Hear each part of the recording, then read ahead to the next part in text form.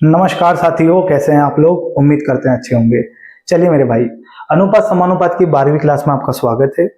लगभग हम ये चैप्टर खत्म कर चुके हैं। आगामी एक क्लास और करेंगे और भाई ये पूरा चैप्टर अनुपात समानुपात आपका कंप्लीट हो जाएगा। ठीक है, इसके बाद हम नए चैप्टर की शुरुआत करेंगे।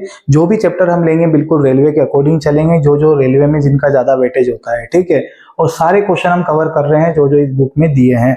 अनुपात समानुपात के सारे क्वेश्चन को हम कवर किए हैं, मतलब शून्य से लेकर शिखर तक, एक से चालू किए थे और लगभग हमने सिक्के वाले सवाल भी खत्म कर दिए हैं। 191 तक सारे क्वेश्चन हम कंप्लीट कर चुके हैं। 192 से क्वेश्चन और बचे हैं, थोड़े बहुत आगे के क्वेश्चन रहेंगे।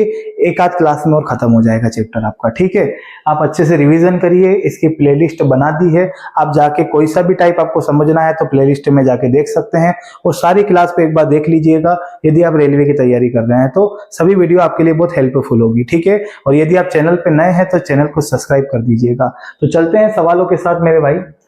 किरण की बचत और व्यय का अनुपात हमें दे रखा है 7:13। ठीक है, और उसकी मासिक आय दे रखी है 1,80,000।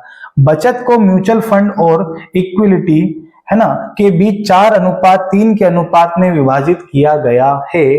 तो म्यूचुअल फंड के रूप में कितनी धनराशि बचत की जाती है। चलिए भैया बनाइए इसको। एनटीपीसी सीबीटी 2 2022 में पूछा गया सवाल है। शानदार। हम बात करते हैं किरण की बचत और व्यय का अनुपात दे रखा है। ठीक है, यहाँ पे हम लिखते हैं बचत, यहाँ हम लिखते हैं बचत और यहाँ लिखते हैं मेरे भाई व्यय। ठीक है, कितना है 7:13। ये रेशियो हमें दे रखा है। और यही बात करें हम लोग, मासिक आय कितनी दे रखी है तो 1,80,000। ठीक है, हम लिख देते हैं 1,80,000, ये हमें दे रखा है। इसी के साथ बात करें तो हमें बोला है कि जो उनकी बचत है उसका रेशियो हमें दे रखा है। जो बचत है ना वो 2 रेशियो में होती है। किस किस में? 4:3 के अनुपात में बचत हो रही है। सबसे पहले मेरी बात को यहाँ पे सुनिएगा। अगर हम लोग इसमें भागा दें तो इसमें भाग किसका जाएगा दोस्तों? ये आय है। आय कितनी है? 1,80,000 रुपए। आय को आय से काटेंगे तो देखिएगा यहाँ पे बचत और व्यय को अगर मैं जोड़ूं तो बचत और व्यय को मिला के ही तो आय बनती है। समझिएगा कैसे। जैसे मान लीजिए हम बोलते हैं 13 और 7 कितना होगा? 20 होगा। तो अगर 20 में से मैं 7 रुपए बचाता हूं यानी 13 रुपए में खर्चा करता हूं और 20 में से 13 में खर्चा करता हूं यानी 7 रुपए में बचाता हूं, यानी जो भी हम खर्चा करते हैं और जो भी हम बचाते हैं ये दोनों को जोड़ के ही तो हमारी आय बनेगी। तो आय कितनी हो जाएगी दोस्तों? ये हो जाएगा हमारा 13 और 7 20। तो भागा किससे देंगे? 20 से। जो पूछे उसका गुणा कर देंगे। ठीक है, तो हमें उसने बताया है कि बचत को 2 रेशो है दिए यहाँ पे 4:3। बचत को म्यूचुअल फंड और इक्विटी के बीच 4:3 के अनुपात में विभाजित किया गया है। यानी जो पहला वाला रेशा है ना, ये पहला वाला रेशियो ये म्यूचुअल फंड का है। और आखिरी में हमसे पूछा क्या है? म्यूचुअल फंड के रूप में कितनी धनराशि की बचत होती है, कितनी धनराशि की बचत होती है। तो गुणा किसका कर देंगे हम? यहाँ 4 का गुणा कर देंगे। आ रही बात समझ में? अगर हम यहाँ काटे तो 2 से कटेगा 9 बार और ये हो जाएगा 9 चौक 36। 36,000 हमारा आंसर हो जाएगा।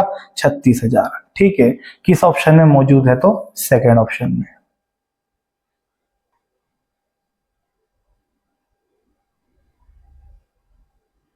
ठीक है मित्रों, समझे होंगे आप बात को। या फिर आप ऐसे देख सकते हैं कि टोटल हमारी मासिक आय है 1,80,000 रुपए।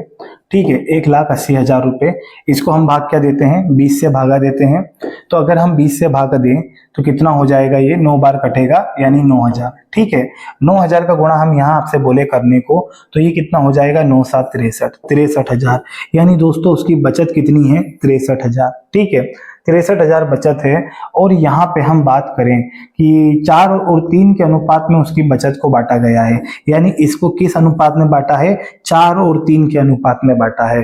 तो आप इसमें से भी टुकड़े करके निकाल सकते हो। आप कह सकते हो कि 63,000 है ना, 63,000 ये टोटल बचत है। ठीक है, टोटल बचत है। इसमें से 4 वाले के बारे में हमें पता करना है तो 4 का यहाँ गुणा कर देंगे और सहमति दोनों की, तो दोनों को जोड़ के हम भागा दे देते हैं। ठीक है, 4 और 3 कितना होगा मेरे भाई? 7 होगा।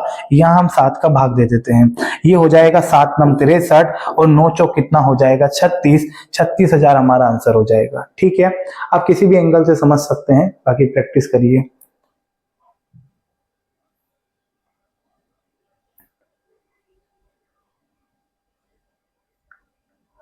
लीजिए भाई, इसको देखिए, ए और बी की आय का अनुपात 5:7 है और उनकी बचत का अनुपात 2:3 है।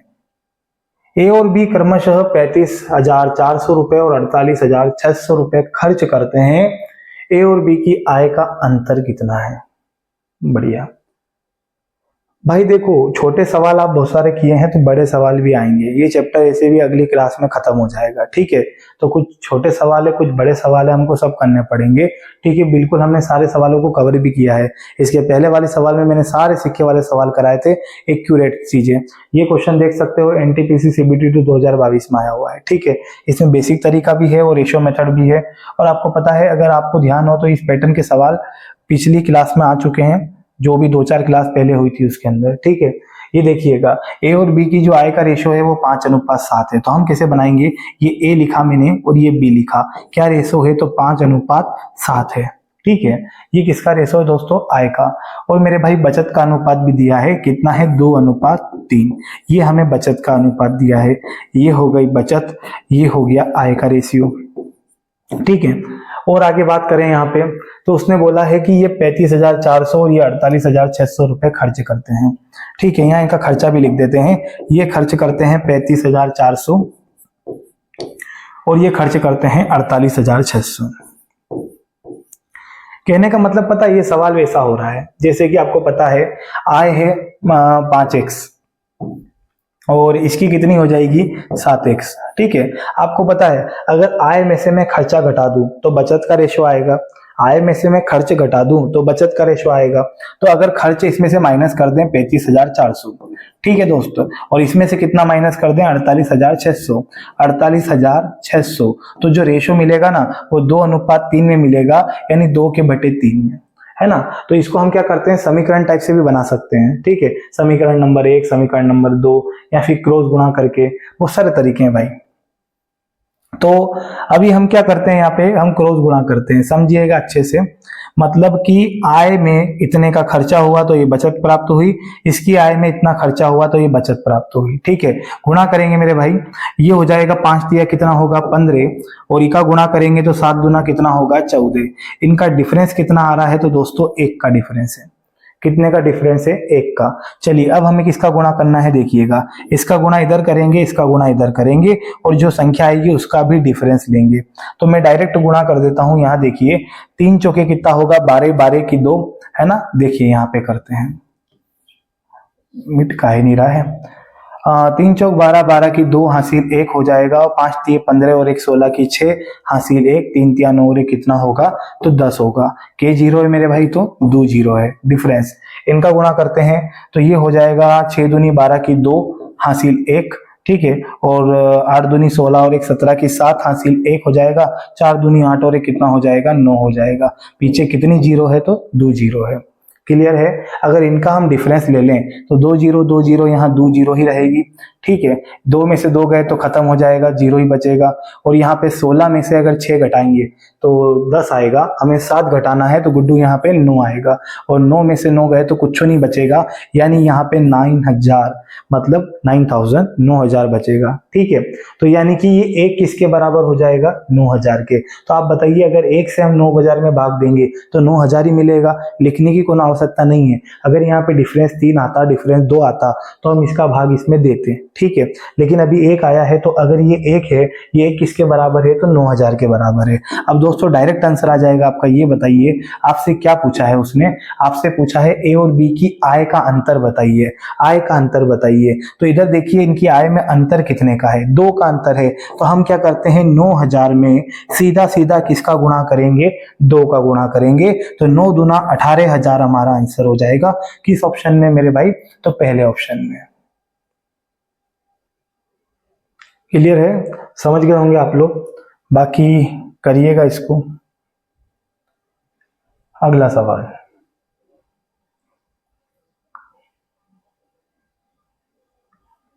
देखिए खतरनाक जबरा सवाल। सीमा और दर्शन की आय का अनुपात 7:5 है।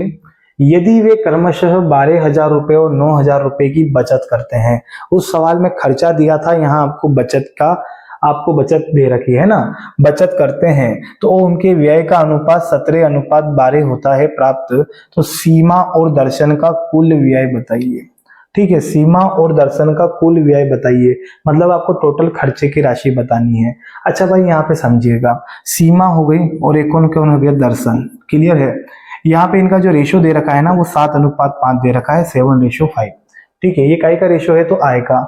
ठीक है भैया, आगे बात करते हैं। तो इसने बोला है कि ये खर्च करता है 12,000, हाँ बचत करता है ना, बचत कर रहा है, ये बचत करता है 12,000 और ये बचत करता है 9,000। तो इनका जो व्यय प्राप्त होता है, व्यय, वो व्यय कितना प्राप्त होता है, 17:12 के अनुपात में प्राप्त होता है। ओके, यहाँ पे बात करते हैं तो इसकी जो बचत है, इसकी बचत कितनी है, तो इसकी बचत है दोस्तों 12,000 और इसकी बचत कितनी है, तो 9,000।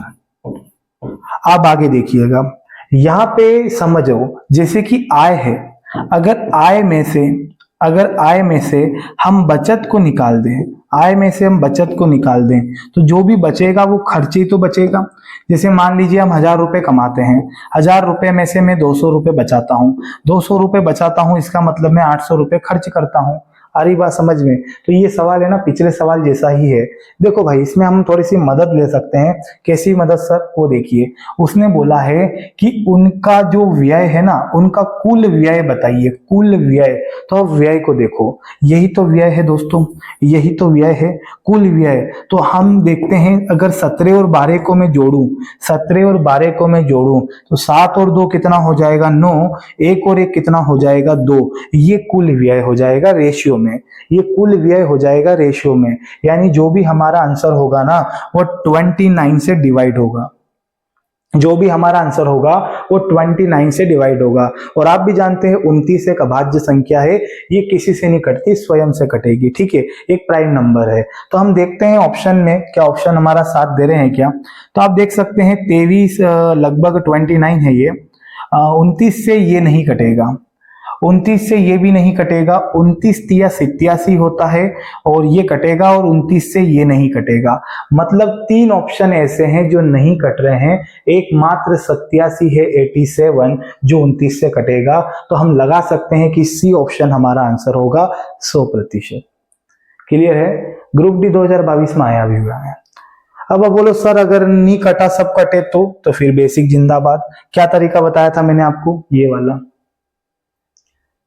ये वाला तरीका, क्रॉस मेथड से भी हम कर सकते हैं। ठीक है, और इसके अंदर मैं आपको बेसिक मेथड बता देता हूं। ठीक है, कभी किसी को वो समझना हो तो, लेकिन आंसर जो आएगा ना वो सी वाला ही आएगा। देख लेते हैं, आपको दिखा देते हैं। अब मैं आपको x वैल्यू मान के बता रहा हूं। देखो, हम बोलते हैं कि जो आय है ना वो 7x लिख देते हैं और इसको लिख देते हैं 5x। ये लिख दिया मैंने आय। अब मैं आपके सामने लिखता हूं व्यय। ठीक है, व्यय लिखता हूं। व्यय को मैं लिखूंगा, इसको लिख देते हैं 17y और इसको लिख देते हैं 12y। ओके, और मेरे भाई ये बचाता है 12,000, ये बचाता है 9,000। तो बचत कैसे आएगी, बचत कैसे आएगी, जब आय में से व्यय को घटाएंगे, जब आय में से व्यय को क्या करेंगे मेरे भाई, घटाएंगे। ठीक है, तो यहां पे हम क्या करते हैं, यहां देखिएगा हम लिखते हैं 7x माइनस 5x। यहां पे सुनिएगा 7x माइनस 17y, हम लिखेंगे 17y बराबर कितना हो जाएगा यहाँ पे 12,000। ये पहले वाले का काम खत्म। ठीक है, आगे बढ़ते हैं 5x माइनस 12y। यहाँ देखिएगा 5x माइनस 12y बराबर ये किसके होगा दोस्तों, ये बराबर हो जाएगा 9,000 के। ये लीजिए, बहुत सारे तरीके हैं। देखो, मैं तो आपको सब बता रहा हूं, मैं तो आंसर निकाल के भी बता दिया कि डायरेक्ट ऑप्शन से उड़ा दो, एग्जाम निकालना है तो। ठीक है, ताकि अपन को सब शाम दान दंड भेद सब आना चाहिए। आगे बात करते हैं। देखिएगा, आय में से व्यय को घटाया तो ये बचत आ गई, इसमें से हमने व्यय को घटाया तो ये बचत आ गई। अब इसको हम सोल्व करें मेरे भाई, तो किस हिसाब से करेंगे इसको, हम क्या करते हैं, देखो दिमाग लगाओ थोड़ा सा। हमसे पूछा क्या है, हमसे बोला है सीमा और दर्शन का कुल व्यय बताइए, व्यय बताइए। व्यय मतलब हमें व्यय पे जाना है, यानी y का मान पता करना पड़ेगा, y का मान पता करना पड़ेगा। तो y का मान पता करने के लिए पता है हमें y की जरूरत पड़ेगी, इसलिए हम y को खत्म नहीं करेंगे, x को खत्म करेंगे। और x को खत्म करना है तो इस x को छेड़ना पड़ेगा। कैसे, यहाँ 5 है ना, तो 5 का गुणा इधर कर देंगे, और यहाँ पे 7 है तो 7 का गुणा इधर कर देंगे। इससे क्या होगा पता है, x सेम हो जाएगा, और x कटेगा तो y की वैल्यू तो आनी है। तो देखिए इस 5 का गुणा मैंने इधर कर दिया, इस 7 का गुणा इधर कर दिया। ऐसा आपने विलोपन विधि, प्रतिस्थापन विधि में पढ़ा होगा। आगे बढ़ते हैं। सातों पंजे कितना हो जाएगा, 35x हो जाएगा, माइनस के 17 पंजे कितना हो जाएगा मेरे भाई, 85y बराबर, यहां देखें तो 12 पंजे 60,000। क्लियर है। आगे गुणा करते हैं दोस्तों, 60,000 है ना, 60,000।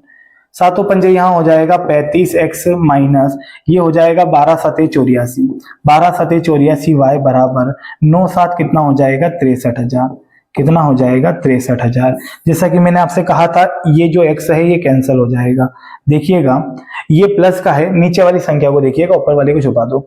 ये प्लस का है तो ये माइनस का हो जाएगा, ये माइनस का है तो ये प्लस का हो जाएगा, और ये दोस्तों ये काई का है, प्लस का, तो ये माइनस का हो जाएगा।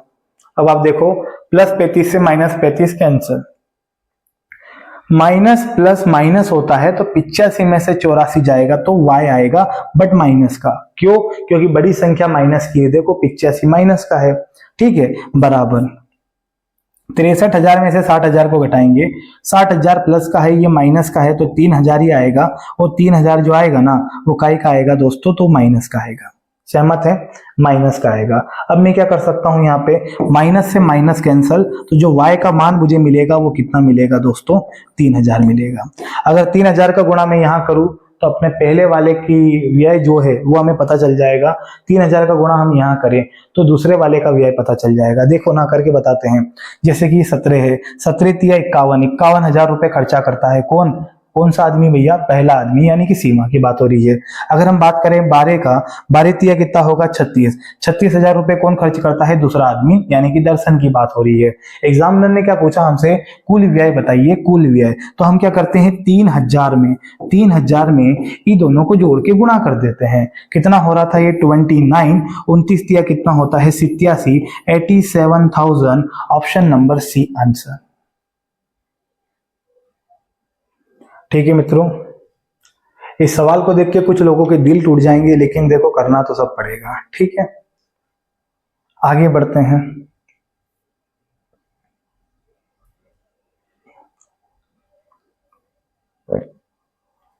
एनटीपीसी 2021 में पूछा गया शानदार सा सवाल। यहां हमें a plus b, b plus c, c plus a का रेशियो दिया है मेरे भाई। हम लिख देते हैं a plus b, b plus c, और यहाँ पे c प्लस ए, इसका हमें रेशियो दे रखा है। यहाँ c प्लस ए लिख देते हैं, c प्लस ए। इसका रेशियो हमें क्या दिया है, 6:7:8 ये हमें दिया है। लेकिन हमें यहाँ पे a प्लस बी प्लस सी का रियल वैल्यू भी दी है कि इनका a प्लस बी प्लस सी का मान कितना है, तो 14 है। c का मान बताइए। ठीक है, अच्छा एक बात बताइए, अगर ई सबका हम योग करें, टोटल करें, है ना, इन सब का हम टोटल करें, डायरेक्ट करेंगे, थोड़ा समझने की कोशिश करिएगा। ये बताइए, अगर मैं बोलूं कि इन सबको आप जोड़ दो, इन सबको आप जोड़ दो, तो यहाँ पे क्या होगा पता है, a और a 2a है ना, लिख देता हूं 2a हो जाएगा, प्लस b और b 2b हो जाएगा, और ये बताइए c और c 2c हो जाएगा। बराबर में ई सबको भी जोड़ देते हैं रेशियो को, तो ये कितना हो रहा है, 6 8 14 और 6 20 और 1 21, लगभग 21 हो रहा है। ठीक है, यहां आपको पता है 2 कॉमन हो जाएगा, तो a प्लस बी प्लस सी बराबर हो जाएगा 21, यानी कि 21। आगे बात करते हैं यहाँ पे, तो a प्लस बी प्लस सी बराबर हो जाएगा 21/2, जिसको मैं लिख सकता हूं 21 का आधा 10.5, यानी 10.5। बोलिए क्या नहीं लिख सकते? 21 का आधा कितना होता है, 10.5 होता है। अब यहाँ पे उसने क्या बोला था, a प्लस बी प्लस सी का मान 14 है, तो 14 में वो वास्तविक मान है जो कि एग्जाम में दिया हुआ है। हमने रेशियो में क्या निकाल लिया, 10.5। आगे की बात, उसने बोला c का मान बताइए, c का मान बताइए। तो एक बात यहाँ पे करते हैं कि a प्लस बी प्लस सी का मान है 10.5। अगर a प्लस बी का मान इसमें से निकाल दें तो किसका मान आ जाएगा, c का मान। समझने की कोशिश करना।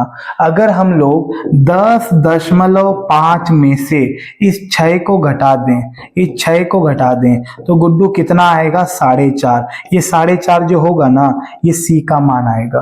बोले ये ऑप्शन में तो दिख नहीं रहा है, हम रेशियो में बात कर रहे हैं। जैसे कि देखो a प्लस बी प्लस सी का टोटल मान कितना आया? 10.5, ठीक है। और a प्लस बी, बोले इसी को काहे घटाया? क्योंकि सी का मान चाहिए। मान लीजिए कल के दिन हमसे a का पूछता तो b प्लस सी को घटा दे, है ना, ये चक्कर है। तो यहाँ पे 10.5 में से हम 6 को घटा दें तो 4.5 आएगा। अब होगा भैया धुआंधार संग्राम। टोटल हमें a प्लस बी प्लस सी का मान कितना दिया है? 14। तो ये 14 यहाँ लिखेंगे। 14 को भागा किससे देंगे? 10.5 से। देखिएगा 10.5 से, क्योंकि a प्लस बी प्लस सी का मान 14 है जो रेशो में 10.5 है। और इसको हम गुणा कर देते हैं 4.5 से, क्योंकि हमसे किसका मान पूछा है? तो सी का मान पूछा है। क्लियर है? चलिए भाई काटते हैं इसको। तो पॉइंट से पॉइंट खत्म हो जाएगा। 7 दूनी 14, 7 से काट सकते हैं इसको। 7 एकम 7, 7 पंजे 35, 15 तिया 45 और ये हो जाएगा 3 दूना 6। 6 हमारा आंसर होगा ऑप्शन नंबर सी।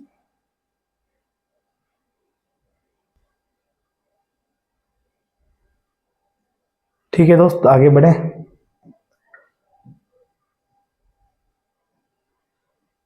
वन 96, बड़ा ही प्यारा सवाल है।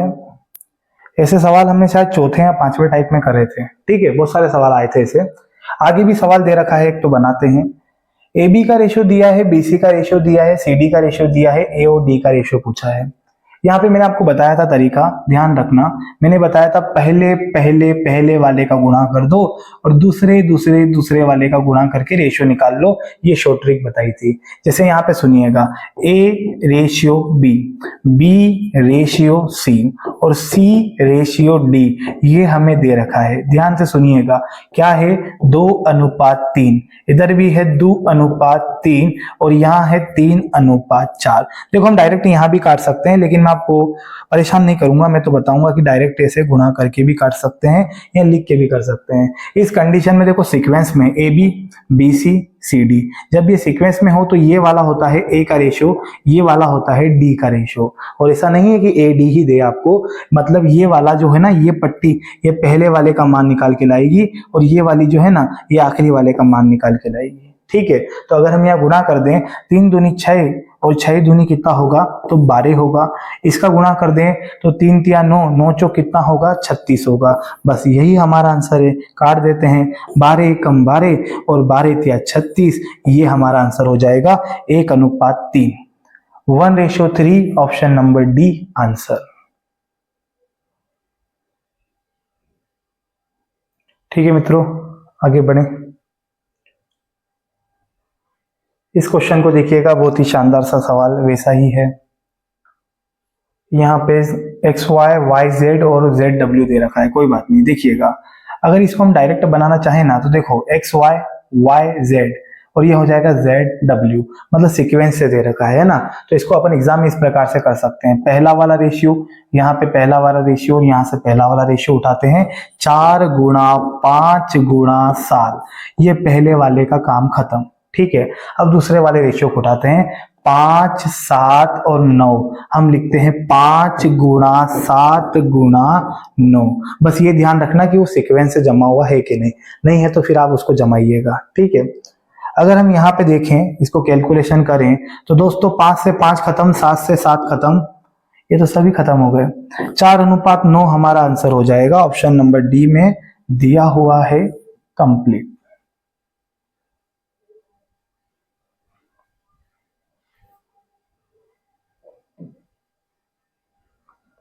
देखिए हर क्वेश्चन सरल हो ये भी निश्चित नहीं है। ठीक है, वो सभी कठिन है ऐसा भी नहीं है।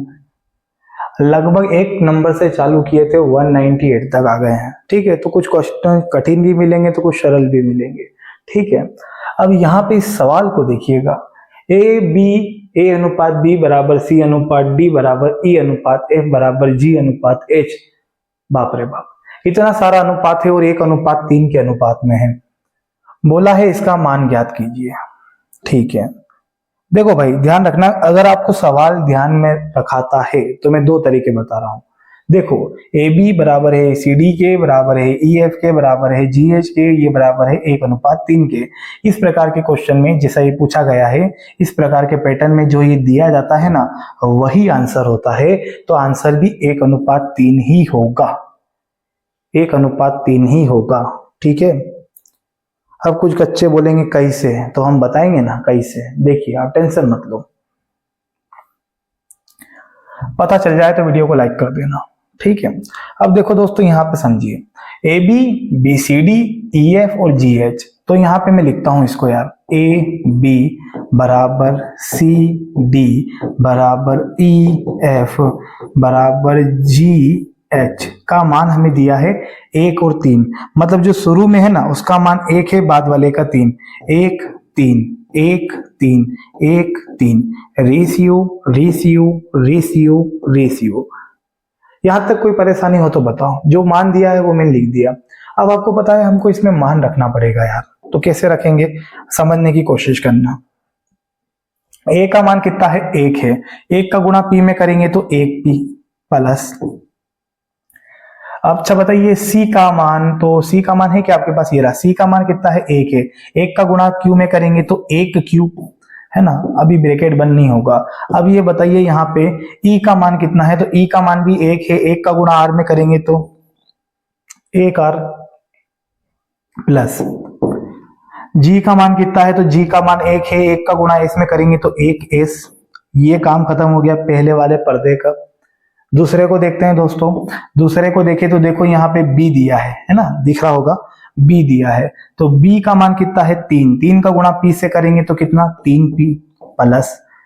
यहाँ पे डी है, डी का मान भी 3 है। 3 का गुणा क्यू से करेंगे तो क्या होगा, 3 क्यू प्लस। इसी के साथ यहाँ एफ है, तो एफ का मान कितना है, 3। तो 3 का गुणा आर से करेंगे तो 3 आर प्लस। और दोस्तों लास्ट स्टेप, एच का मान 3 है। 3 का गुणा एच से करेंगे तो कितना होगा, 3s। आई होप कुछ बच्चों को समझ में आ गया होगा। अब देखिए दोस्तों, एक एक एक एक सब में है तो एक कॉमन ले लेंगे, तो यहां बचेगा P plus Q plus R plus S। ठीक है, रेशियो। आप देखो 3 यहां भी है, यहां भी है, यहां भी है, यहां भी है, तो 3 को हम कॉमन ले लेते हैं। तो यहां भी क्या बचेगा, P plus Q plus R plus S बचेगा। अब आपको काटने में मजे आएंगे भाई। देखो हेम टू हेम है तो क्या हो जाएगा, कैंसल। 1:3 बचा है, तो दोस्तों आंसर 1:3 होगा, जैसा कि मैंने आपको बताया था। ऑप्शन नंबर पहला हमारा आंसर हो जाएगा। ठीक है, इस क्वेश्चन को देखिएगा, 199 199, 200 के 3/5 और 300 के 1/2 का अंतर बताइए। बिल्कुल कैलकुलेटिव सवाल है। यहां पे हम देखें तो 200 का कितना, 3/5, ठीक है, और 300 का 1/2, का की के जहां भी दिखे गुणे का चिन्ह आता है। ठीक है, जहां भी का की दिखे गुणे का चिन्ह। अब देखते हैं भाई, यहाँ पे 5 से कटेगा कितनी बार, 4 बार, और 4 तिया हो जाएगा 12, यानी 120 डिफरेंस। अगर इसको काटे हम तो 2 से कटेगा ये लगभग 150 है ना, 150, और 150 का 1 में गुणा करेंगे तो 185 ही आएगा। दोस्तों इन दोनों में अंतर कितने का है, डिफरेंस कितने का है, 30 का अंतर है, तो 30 हमारा आंसर हो जाएगा। ठीक है, 30 ऑप्शन नंबर पहला। ऑप्शन नंबर पहला ये लीजिए, यहां होता है 200 तक का सफर पूरा। ठीक है, 200। ये 200 क्वेश्चन कोई लगा ले तो एग्जाम तो यूं ही निकल जाए है। चलिए भाई समझना बात को, यहाँ पे बहुत सारे क्वेश्चन हमने कर लिए हैं। इस प्रकार का क्वेश्चन जो है ना चौथे टाइप में आए थे, आप देखिएगा पुरानी क्लास निकाल के, आपको सब क्लियर हो जाएगा। प्लेलिस्ट में जाके देखिएगा, है ना। हम इस क्वेश्चन को कवर करते हैं। ध्यान रखना, ए के बटे में 2 है, बी के बटे में 3 है, सी के बटे में 5 है, और सब में क्या है, बराबर है। तो ए के नीचे वाला ए का मान, बी के नीचे वाला बी का मान, और सी के नीचे वाला सी का मान कहलाएगा। ठीक है, तो हमसे a plus b plus c by c पूछा है, तो ये बताइए a का मान कितना है, 2 है, b का मान 3 है और c का मान 5 है। ये सबको भागा किससे देंगे, c से, तो c का मान कितना है, 5। जोड़ लेते हैं, 5 3 8 और 2 कितना होगा, 10, और 10 को भागा किससे देते हैं, 5 से। 5 से भागा दे तो 5 दूनी 10, 2 आंसर आएगा मेरे भाई। कितना आंसर होगा, 2।